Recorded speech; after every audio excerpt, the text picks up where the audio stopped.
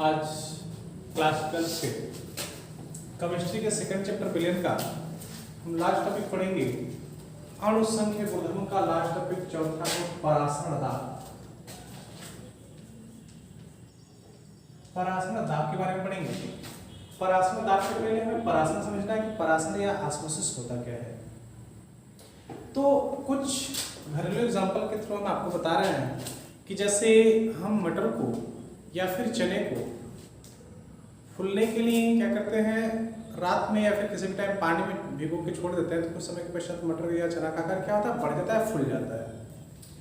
ठीक ऐसे ही यदि हम किशमिश को पानी में डाल के कुछ समय के लिए छोड़ दें तो आप पाओगे किशमिश का भी जो आकार है वो बड़ा हो जाता है, क्योंकि उसके अंदर जल के अणु प्रवेश करते हैं जिससे किशमिश फूल जाता है। तो यहाँ पे हम क्या लिए, ऐसे ही एक पैकेट लिए या एक पात्र लिए जिसमें थोड़ा जल दिए या फिर इसमें आप नमक का हल्का घोल भी डाल सकते हैं, नमक का या फिर चीनी का हल्का विलयन डाल सकते हैं और इसमें क्या किए, किशमिश डाल दिए। मतलब क्या है, या तो यहाँ पे जल रखिए जिसकी सांद्रता कम हो अथवा ऐसा विलयन रखिए जिसमें विलय की मात्रा अति निम्न हो।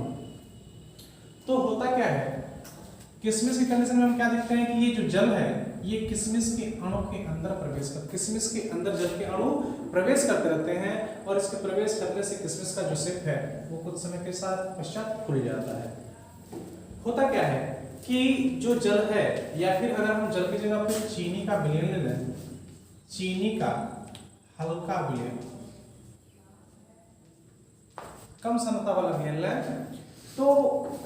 तो भी ये प्रक्रिया होगी, उस विलयन की थोड़े थोड़े अणु क्या होंगे, किशमिश के अंदर प्रवेश करेंगे। किशमिश को अगर हम देखें तो किशमिश का एक, किशमिश अंगूर का सूखा हुआ रूप है।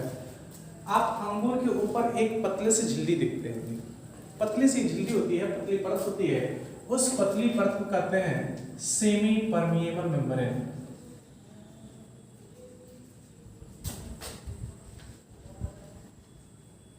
Semi permeable membrane, semi permeable मतलब होता है अर्धपारगम्य झिल्ली, इसका हिंदी है। अर्धपारगम्य का मतलब होता है कि ऐसा झिल्ली जिससे पदार्थों का प्रवाह इसकी स्वेच्छा से हो, पूर्णतः पदार्थ का प्रवाह नहीं हो, ये बड़े अणुओं को रोक लेता है और छोटे अणुओं को ही अपने अंदर जाने देता है।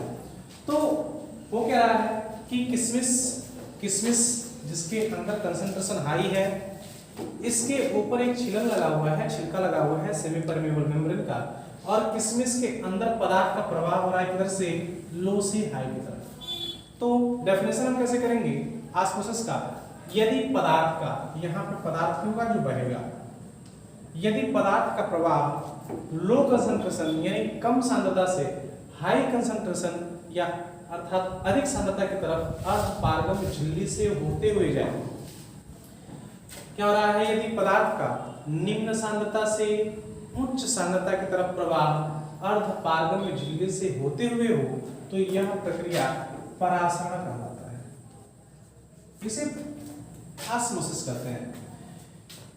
अब परासरण दाब क्या होगा, यहाँ पर जो प्रक्रिया चल रहा है परासरण, तो इस परासरण का विरोध करने वाला, परासरण का विरोध करने वाला कारक, विरोध करने वाला कारक या विरोध करने वाला दाब भी ऑस्मोटिक प्रेशर कहलाता है।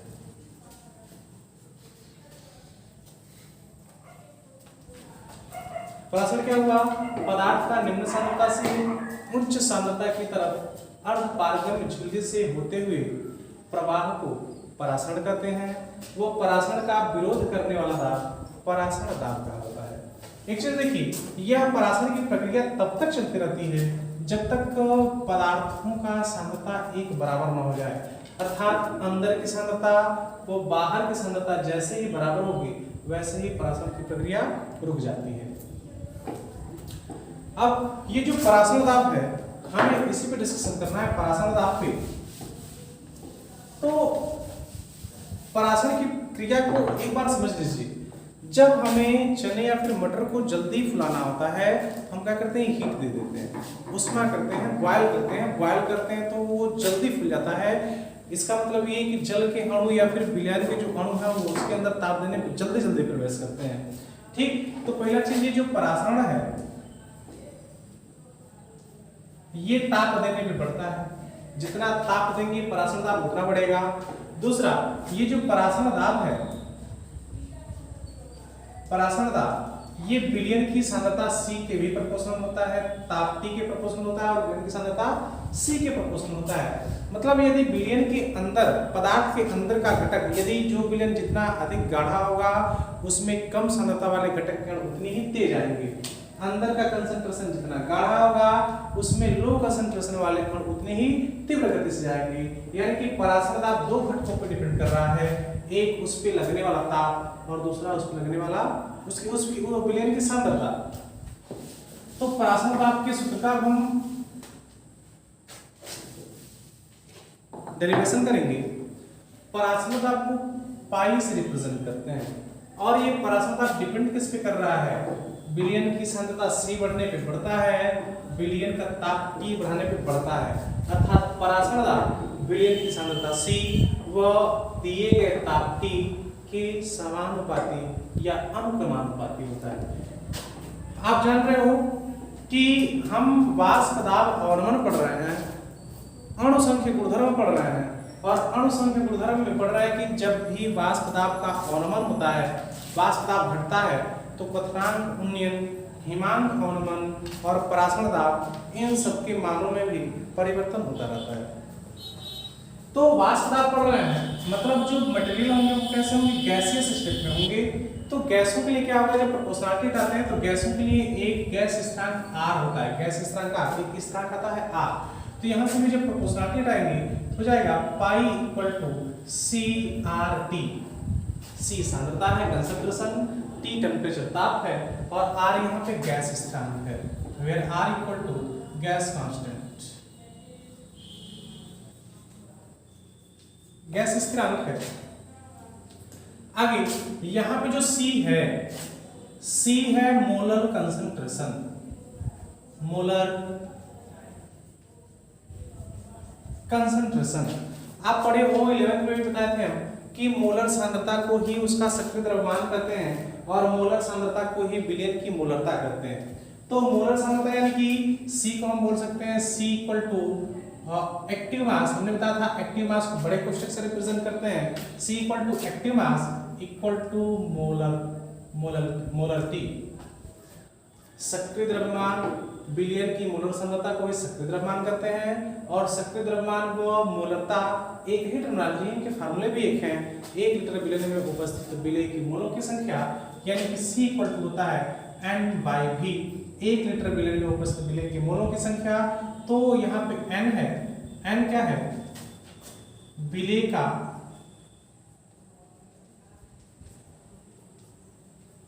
का मोल, V क्या है, विलयन का आयतन,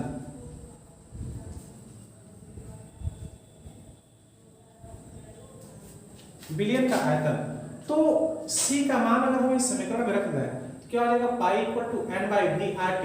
तो पाई इक्वल टू हो जाएगा, लिख दे रहे हैं C का मान, कंसंट्रेशन C का मान, ये समीकरण 1 बना लिए, इसे समीकरण 2 बना लिए। तो C का मान समीकरण संख्या 2 में रखने पर क्या होगा, मान रख दी पाई इक्वल टू C का मान क्या है, N/V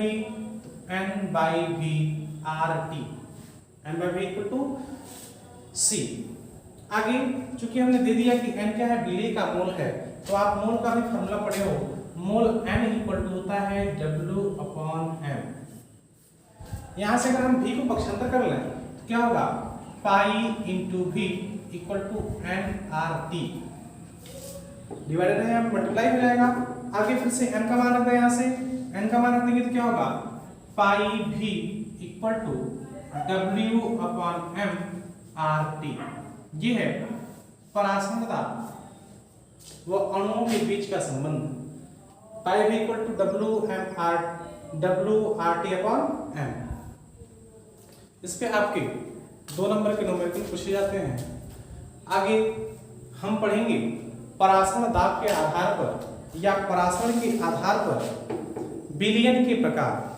तो परासरण के आधार पर विलयन के प्रकार की पहले से पढ़ने से पहले हम परासरण के प्रकार में जानेंगे।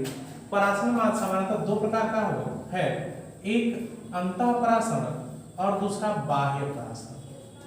अंतः और बाह्य परासरण इसे हम जान लेंगे, फिर हम विलयन के प्रकार का वर्णन करेंगे परासरण के आधार पर। देखिए अंतः कब होगा, जैसे अभी हमने एग्जांपल दिया कि जब हम किशमिश को पानी में या कम सांद्रता वाले विलयन में रख देते हैं तो जल के अणु किशमिश के अंदर प्रवेश करते हैं। देखिए किशमिश के ऊपर सेमी परमेबल मेम्ब्रेन है और इसके अंदर सेमी परमेबल मेम्ब्रेन से होते हुए जल के अणु अंदर प्रवेश कर रहे हैं। तो यदि पदार्थ का प्रवाह, पदार्थ की बात है ना, यदि पदार्थ का प्रवाह बाहर से, यहाँ क्या हो गया, बाहर से अंदर की तरफ, पदार्थ का प्रवाह बाहर से अंदर की तरफ हो अर्धपारगम्य झिल्ली से होते हुए, तो इस प्रकार के प्रवाह को कहते हैं, परासरण को कहते हैं अंतःपरासरण। इस प्रकार के परासरण को अंतःपरासरण कहते हैं यदि एंटी कर दिया जाए। जैसे अंगूर लें, ये है अंगूर और इसे नमक के गाढ़े घोल में, गाढ़ा घोल यानी कि सुपर सैचुरेटेड सॉल्यूशन बनाएंगे या फिर सैचुरेटेड सॉल्यूशन बनाएंगे। सामान्यतः गाढ़े घोल में सुपर सैचुरेटेड सॉल्यूशन बनाते हैं। तो नमक का गाढ़ा घोल या फिर चीनी का गाढ़ा घोल में जब अंगूर को डालते हैं तो कुछ समय के पश्चात ये अंगूर पिचक जाता है। पिचक जाता है कैसे? क्योंकि इसके अंदर बाहर की सांद्रता क्या करते हैं, हाई कर देते हैं। बाहर की सांद्रता हाई होती है और अंदर की सांद्रता लो होती है। तो हमने परासरण का डेफिनेशन बताया कि यदि पदार्थ का प्रवाह लो से हाई की तरफ अर्धपारगम्य झिल्ली से होते हुए जाए तो उसे परासरण कहते हैं। लेकिन यहाँ पे क्या हो रहा है, एक निकाय से अंगूर को निकाल लिए, अंगूर के अंदर से क्या हो रहे हैं, विलयन के घटक बाहर की तरफ जा रहे हैं, इसलिए इसे कहेंगे बाह्य परासरण। यह है बाह्य परासरण। तो परासरण दो प्रकार का, एक अंतःपरासरण और दूसरा बाह्य परासरण। दोनों प्रक्रिया में हम दो प्रकार का कंसंट्रेशन ले रहे हैं, एक लो कंसंट्रेशन और एक क्या, हाई कंसंट्रेशन। देखिए जब वो बाहर कंसंट्रेशन लो है तो पदार्थ अंदर से बाहर की तरफ आ रहा है, सॉरी पदार्थ का प्रवाह बाहर से अंदर की तरफ हो रहा है। और जब बाहर कंसंट्रेशन हाई है तो पदार्थ का प्रवाह अंदर से बाहर की तरफ हो रहा है। इसी को अब ऐसे ही हम पढ़ेंगे परासरण दाबों के आधार पर विलयन के प्रकार। तो परासरण के आधार पर विलयन तीन प्रकार के हैं।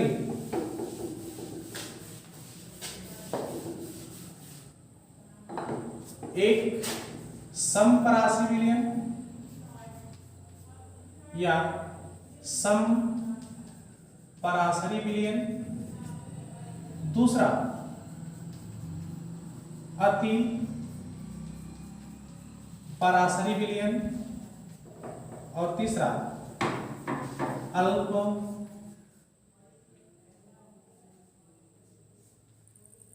परासरी विलयन। तीन प्रकार के विलयन हैं परासरण के आधार पर, समपरासी विलयन, परासरी, अति परासरी और अल्प परासरी। ये देखिए हमने कहा कि जब वो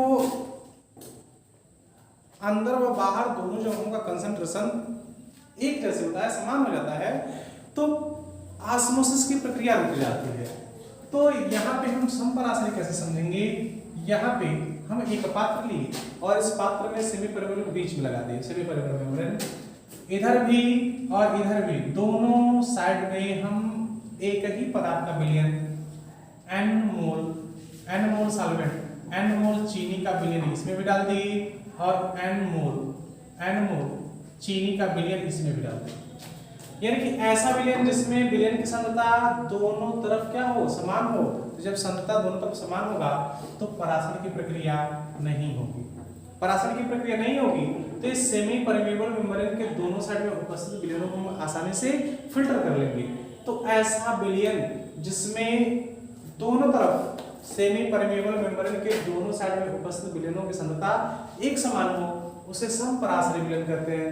और समपरासरी विलयन को हम इजीली सेपरेट कर सकते हैं। अति परासरी क्या हुआ, अति परासरी को ऐसे समझिए जैसे कि यहाँ पे बाहर कंसंट्रेशन अधिक रखा गया और उसमें अंगूर को रखा तो क्या हुआ, अंगूर के अंदर से पदार्थ बाहर की तरफ निकले। जैसे इसी को अगर हम कोशिका को ले लें, हमारी ये एक ह्यूमन सेल है और इस ह्यूमन सेल को नमक के गाढ़े घोल में जब रख देते हैं, ये क्या है, NaCl का हाई कंसंट्रेशन वाला विलयन, हाई कंसंट्रेशन वाला सॉल्यूशन।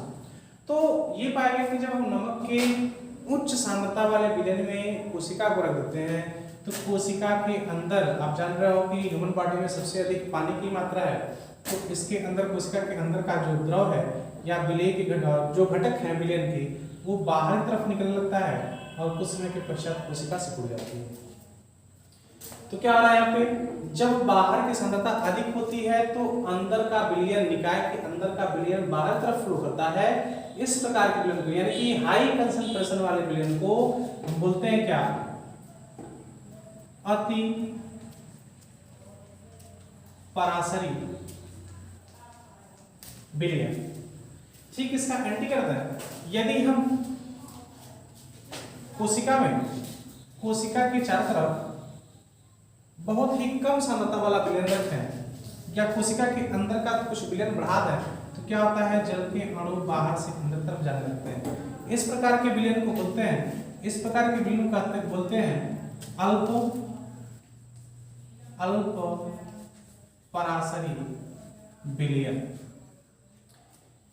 इसी एग्जांपल पे हम आपको एक दूसरा एग्जांपल दे रहे हैं इसी से संबंधित, जैसे कि जो लोग अधिक नमक खाने वाले हैं, अधिक नमक खाने वाले लोगों की कोशिकाओं में नमक का कंसंट्रेशन बढ़ जाता है।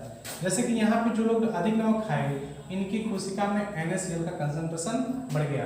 तो अधिक नमक खाने वाले कोशिकाओं में NaCl कंसंट्रेशन, नमक का कंसंट्रेशन बढ़ जाता है, इसलिए इसके चारों तरफ उपस्थित जो द्रव की मात्रा है, इसका प्रवाह इसके अंदर होने लगता है, जिससे कोशिका अपने प्रारंभिक आयतन से ज्यादा हो जाती, बड़ी हो जाती है, उसका आयतन फूल जाता है और सभी कोशिकाओं के फूलने से पूरा शरीर फूल जाता है।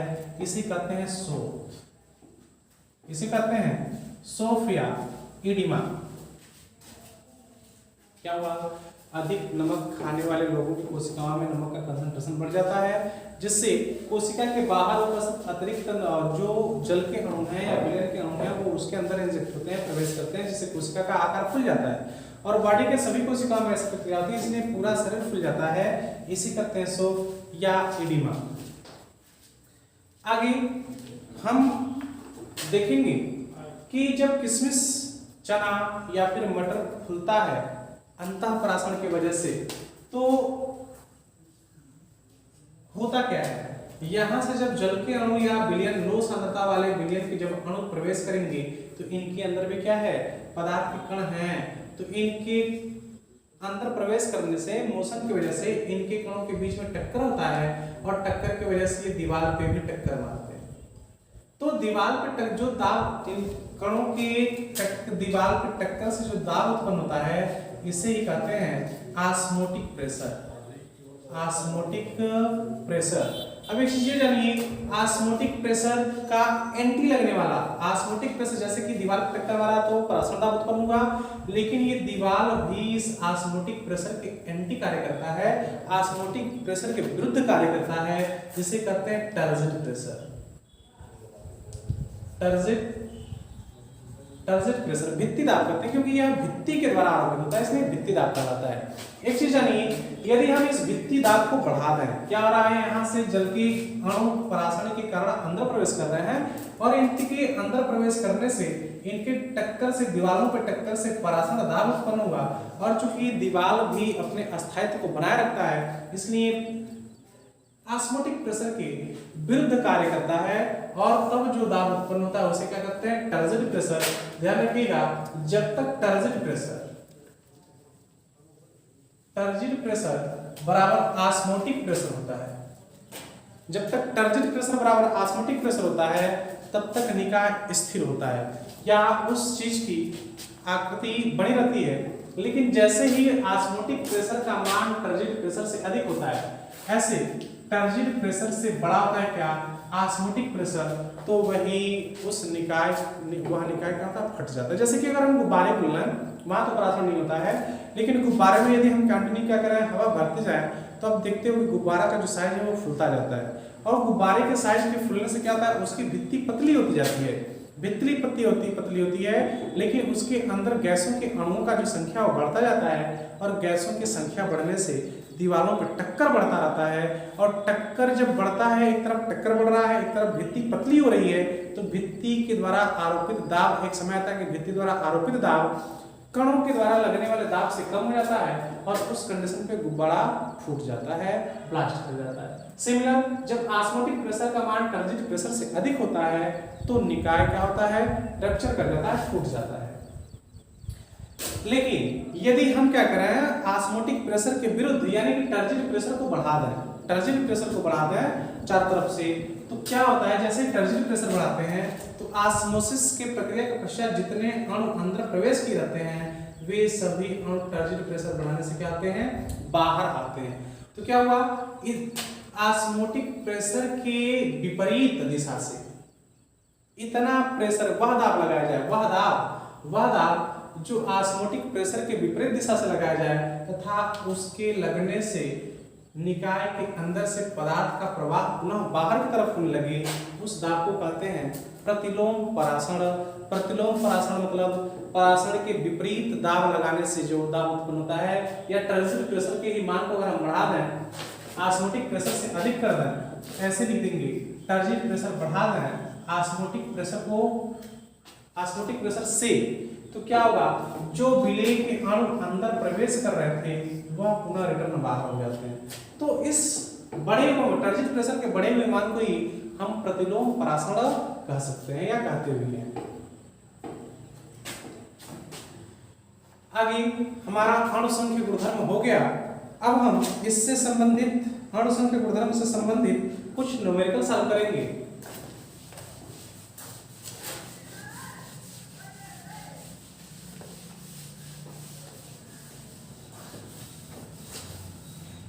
जैसे एक प्रश्न है अभ्यास प्रश्नावली का 9वां प्रश्न कि 298 केल्विन पर शुद्ध जल का वाष्प दाब 23.8 mm पर Hg है।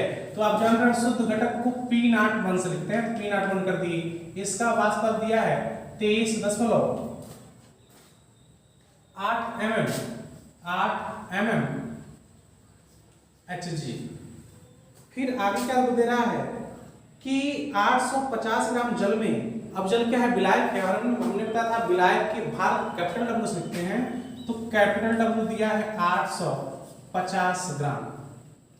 850 ग्राम जल में 50 ग्राम यूरिया यानी कि विलेय है, यूरिया बोल रहे हैं, तो स्मॉल w ऑफ NH2 का होल ट्वाइस CO इसका द्रव्यमान दिया कितना, 50 ग्राम बोलते हैं।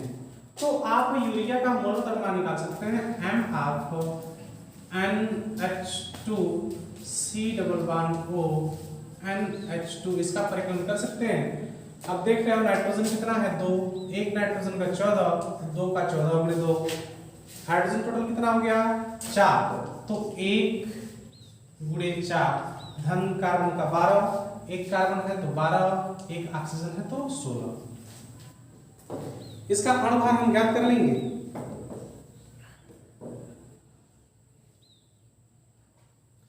तो अणुभार यूरिया कितना आएगा आपका 16, 14 दूना 28, ये 28, धन 4, धन 12 और धन 16, ये कुल टोटल करेंगे तो होगा आपका 60। अब चूंकि अणुभार को यू में लिखते हैं तो हो गया यू। अब आगे पूछ रहा है कि आपेक्षिक अवनमन का परिकलन करिए, तो आपेक्षिक अवनमन कैसे लिखेंगे, फार्मूला है आपका delta P upon P01 equal to P01 minus P1 upon P01 equal to small w into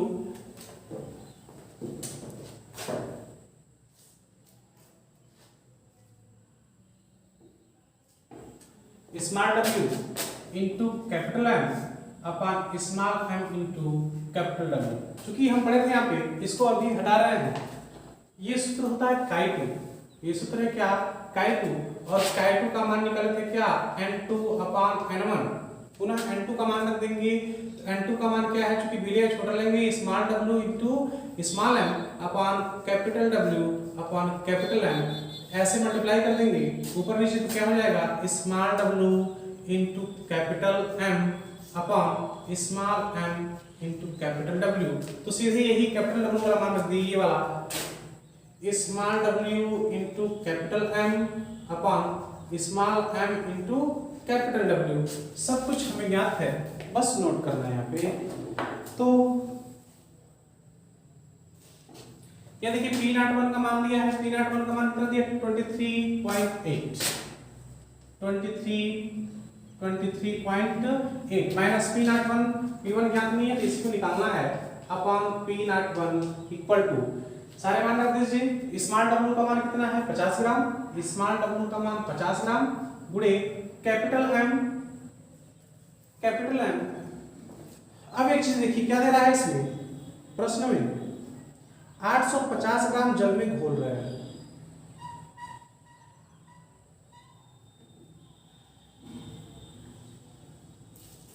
$850 ग्राम जल में घोल रहे हैं, तो जल का आप मोलर भार जान रहे हो कितना होता है, 18। मोलर भार कितना, 18। H2O का मोलर भार कितना होगा, 2 हाइड्रोजन का 2 और 1 16, ऑक्सीजन का 16, 16 और 2 18 हो गया। तो 18 बटा क्या होगा आपका, स्मॉल m का वैल्यू है 60 इंटू 850, यहां 0 से 0 कैंसिल हो गया, फिर मल्टीप्लाई कर देंगे,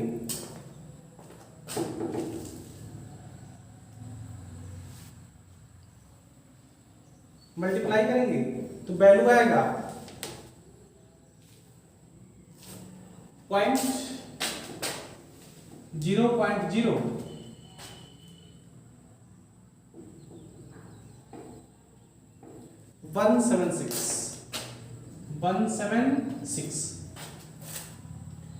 यहां देखिए यदि हम इस वैल्यू को पक्षांतर कर दें, ये होगा आपका 23.8 को उधर पक्षांतर कर दें तो क्या होगा, 23.8 माइनस P1 इक्वल टू, ये डिवाइड है मल्टीप्लाई हो जाएगा, तो 23.8 इंटू 0.176।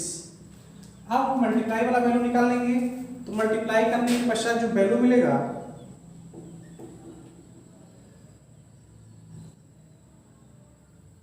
वो होगा 23.38।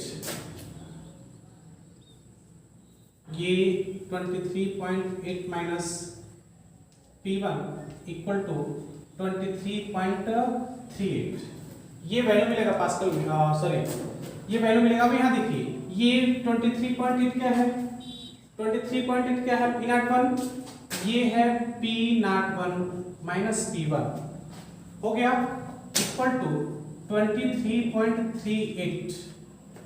अब आप जान रहे हो कि P01 और P1 का वैल्यू होता है क्या, डेल्टा P, यानी कि क्वथनांक अवनमन बराबर हो जाए कितना, 23.38। तो क्वथनांक अवनमन हमें मिल गया। अगर हमें P1 का मान ज्ञात करना हो तो P1 के मान ज्ञात करने के लिए इसको क्या करेंगे, पक्षांतर कर देंगे। तो इस तरह से हमें मुख्य चीज है ये क्वथनांक अवनमन निकालना था, हम क्वथनांक अवनमन निकाल लिए। यदि आपको P1 निकालना है तो क्या करेंगे, इसको पक्षांतर कर देंगे। P1 ज्ञात करने में क्या करेंगे, 23.8 में से 23.38 को माइनस कर लेंगे, P1 का मान यानी कि विलयन का वाष्प दाब अवनमन हमें मिल जाएगा। अगला प्रश्न है,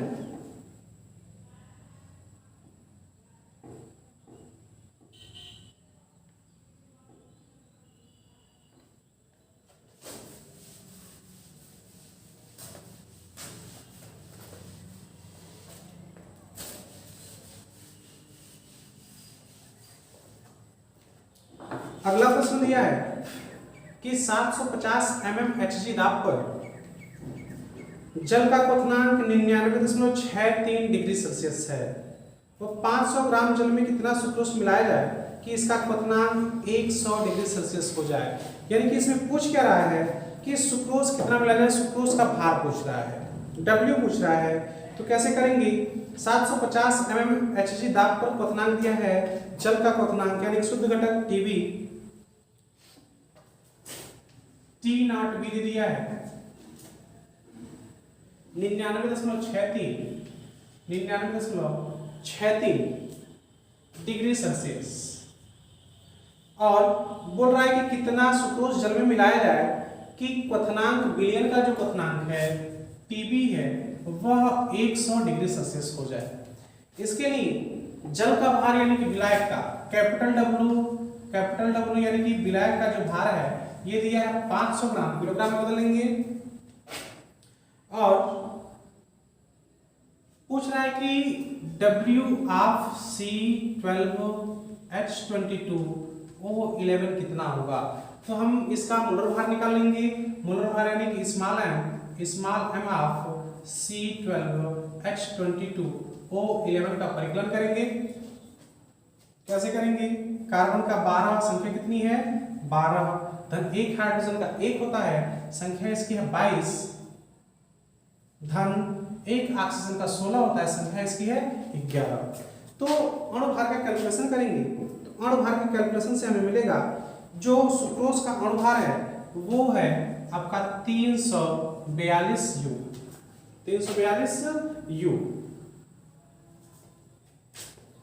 अब हम यहाँ से क्वथनांक उन्नयन निकाल सकते हैं, यानी कि डेल्टा T निकाल सकते हैं। डेल्टा T निकालने का प्रोसेस क्या है, Tb माइनस T0B वैल्यू कर देंगे 100 माइनस 99.63 कितना होगा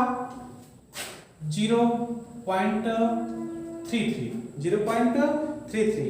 अब फार्मूला क्या है क्वथनांक उन्नयन का, फार्मूला पढ़े हैं, डेल्टा Tb इक्वल टू होता है Kb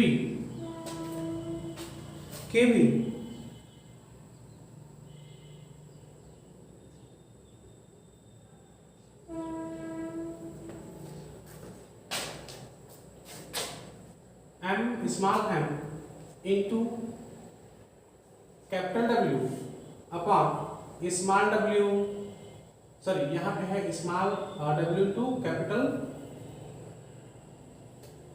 यहाँ से सीधे हम क्वथनांक उन्नयन से फार्मूला निकाल लेंगे। Tb सब मिली क्या है, हमके सामने से क्या ज्ञात करना है, W ज्ञात करना है, स्मॉल w सुक्रोज का ज्ञात करना है। सुक्रोज का फार्मूला मॉडिफाई फार्मूला क्या होगा, जो मोलर भार है कैपिटल मोलर भार किसका, सुक्रोज का, मोलर भार गुणे डेल्टा Tb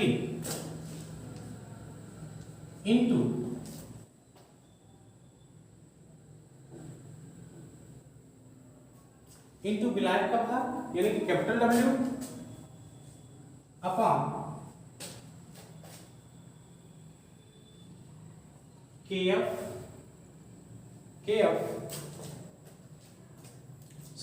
नहीं, फ्रीजिंग पॉइंट नहीं है, ये Kb है। सारा मान यहाँ पुट कर दीजिए, मान पुट करेंगे तो यहाँ पे एक चीज आनी, जल के लिए जो Kb का मान है, जल के लिए Kb का मान होता है 0.52। जो Kb का मान है क्वथनांक उन्नयन स्थिरांक जल के लिए कितना होता है 0.52। सारा मान रख दीजिए। W इक्वल टू m का मान कितना दिया है 342 गुणे डेल्टा Tb कितना दिया है 0.33 इंटू कैपिटल W कितना है 500 ग्राम, किलोग्राम में बदलेंगे तो ये 0.5 हो जाएगा। या यहाँ पे ग्राम करना है तो यहाँ पे क्या करेंगे 1000 से डिवाइड कर देंगे, तो यहाँ पे क्या होगा इंटू 500 बटा Kb का मान कितना 0.52 गुणे 1000। यहाँ देखिए 2 से 2 0 कट गया। ऊपर इन तीनों का मल्टीप्लाई करके 5.2 से डिवाइड कर देंगे, 10 से, यहाँ पे 10 से मल्टीप्लाई करेंगे क्या हो जाएगा 5.2, तो 342 गुणे 10.3 3 गुणे 5 से जब मल्टीप्लाई करेंगे तो उसमें प्राप्त संख्या से क्या करेंगे 5.2 से डिवाइड कर देंगे। 5.2 से डिवाइड करेंगे तो W का मान हमें प्राप्त होगा, W का मान प्राप्त होगा 121.7 ग्राम। अर्थात जब हम 500 ग्राम जल में 121.7 ग्राम सुक्रोज मिला देंगे तो उस विलयन का क्वथनांक 100 डिग्री सेल्सियस हो जाएगा। सिमिलर एक नेक्स्ट क्वेश्चन है कि एस्कॉर्बिक एसिड, जिसे विटामिन सी भी कहते हैं,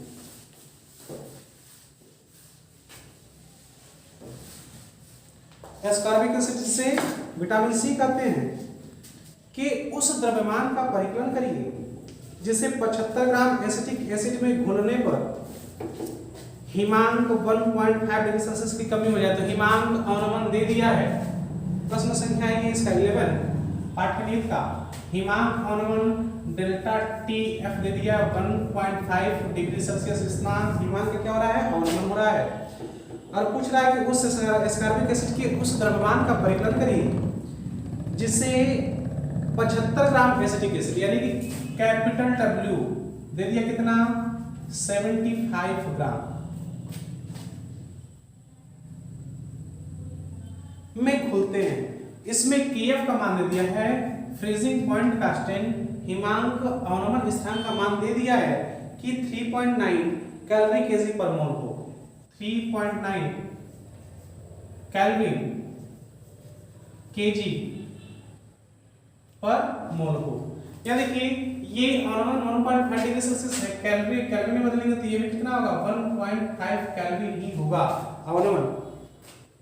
TF मिल गया, W मिल गया, कैपिटल W मिल गया, KF मिल गया, और हमें क्या करना है small w of vitamin C. Vitamin C क्या है, यानी कि M of vitamin C, M of vitamin C सूत्र से निकाल लेंगे। सूत्र इसका दे दिया है इसमें C6H8, यहाँ सूत्र लिख दे रहा है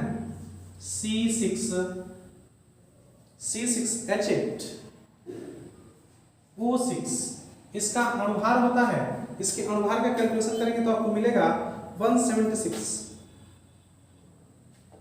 इसका अणुभार होता है 176 U पर मोल भी कर सकते हैं।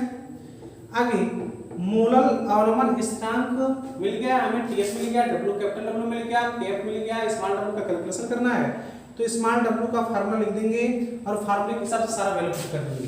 तो स्मॉल w का फार्मूला से हम क्या करेंगे M into KF, M KF यहाँ कर दीजिए KF into M into capital W upon delta TF into 1000, delta TF into 1000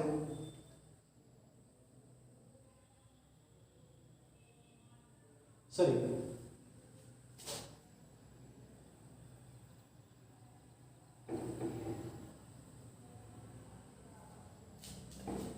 TF ऊपर रहेगा, डेल्टा TF अपॉन क्या होगा KF हो जाएगा। अब सारा काम वैल्यू रख दीजिए, W इक्वल टू क्या होगा TF का मान 1.5 इंटू M का मान 176 इंटू W का मान कितना दिया है 75 ग्राम अपॉन KF कितना दिया है आपका 3.9 इंटू 1000। यहाँ पे जब सॉल्व करेंगे तो W का मान आपको प्राप्त हो जाएगा, W का मान प्राप्त होगा 5.08 ग्राम। मतलब एस्कॉर्बिक एसिड विटामिन सी के 5.08 ग्राम को जब वो एसिटिक एसिड के 75 ग्राम में घोलेंगे तो उसके क्वथनांक हिमांक अवनमन में 1.5 डिग्री सेल्सियस का अंतर आएगा। ठीक, इस तरह से आपका अध्याय दूसरा विलयन समाप्त हुआ। अब नेक्स्ट वीडियो में हम सेकेंड पार्ट का ऑर्गेनिक केमिस्ट्री का चैप्टर 1 स्टार्ट करेंगे, हेलो एल्केन व हेलो एरिन।